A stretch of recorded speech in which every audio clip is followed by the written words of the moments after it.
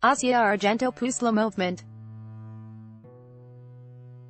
Asia Argento, l'une des premières femmes à avoir accusé Harvey Weinstein de viol, est maintenant elle-même soupçonnée d'avoir abusé sexuellement en 2013 d'un acteur et musicien de 20 ans, son cadet, Jimmy Bennett, alors qu'il avait 17 ans. Puis d'avoir tenté d'étouffer l'affaire en lui versant quelque 380 000 $.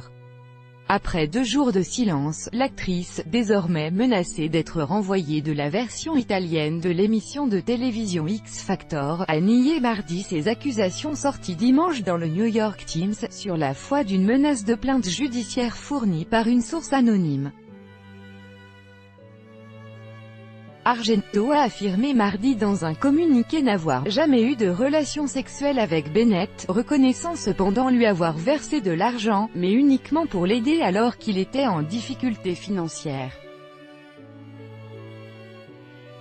Malgré ces dénégations, l'affaire jetait un Freud sur le mouvement. Il n'y a pas de victime modèle. Nous sommes des humains imparfaits et nous devons tous répondre de notre comportement individuel, a-t-elle ajouté. L'actrice Rosanna Arquette, autre accusatrice de Weinstein de la première heure, a elle aussi appelé à la compréhension pour Argento, semblant estimer que l'Italienne pourrait être à la fois victime et agresseuse. Je connais beaucoup de victimes de violences et de traumatismes qui ont un comportement sexuel erratique. Les stigmates qu'ils portent sont profonds, a-t-elle tweeté. Ces précautions paraissent d'autant plus justifiées qu'Asia Argento est un personnage polémique, à l'histoire personnelle complexe. Elle a de plus été récemment secouée, dévastée, selon ses propres termes, par le suicide en juin du gastronome et animateur télé Anthony Bourdain, qui fut son compagnon et appui dans son combat contre Weinstein. La seule conclusion raisonnable à ce stade est qu'il est possible que ces deux choses horribles soient vraies simultanément, a commenté Monica S. dans un éditorial du Washington Post. Cette experte en question de genre a souligné la complexité des histoires d'abus sexuels, où il n'y a pas d'étiquette simple comme victime, agresseur, innocent, monstre, punissez Argento, si le système judiciaire le demande.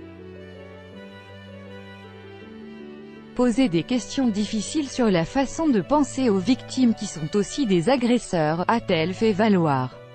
Mais ne touchez pas à la complexité de cette histoire car elle n'est pas une mauvaise chose, c'est la seule façon de reconnaître qu'il n'y a pas d'étiquette toute propre dans ces histoires, juste des personnes brisées. Bonne nouvelle pour Weinstein. Céleste trop tôt pour savoir si le mouvement. A commencer par l'avocat du producteur déchu Harvey Weinstein, Ben Brafman, qui a affirmé dès lundi qu'elle devrait démontrer à tous que les accusations contre M. Weinstein ont été mal vérifiées, à en croire ce ténor du barreau new-yorkais. Cette histoire pourrait miner le dossier de l'accusation contre le producteur, inculpé à Manhattan pour viol, acte sexuel forcé et fellation forcée sur 3 femmes différentes. Weinstein risque la prison à perpétuité, mais pour Bennett Gershman, ex-procureur et professeur de droit à Pace University, Brafman fait de l'intox. L'affaire Argento peut être jeter une ombre sur le mouvement. Mais je pense que les procureurs ont fait leur boulot et qu'ils ont vraiment vérifié en profondeur le passé des accusatrices, a souligné M. Gershman. Ils avaient mal travaillé sur l'affaire Strauss-Kahn, l'affaire du Sofitel de New York en 2011 dans laquelle le procureur avait abandonné les poursuites faute de crédibilité de l'accusatrice de l'ex-directeur du FMI, a-t-il souligné.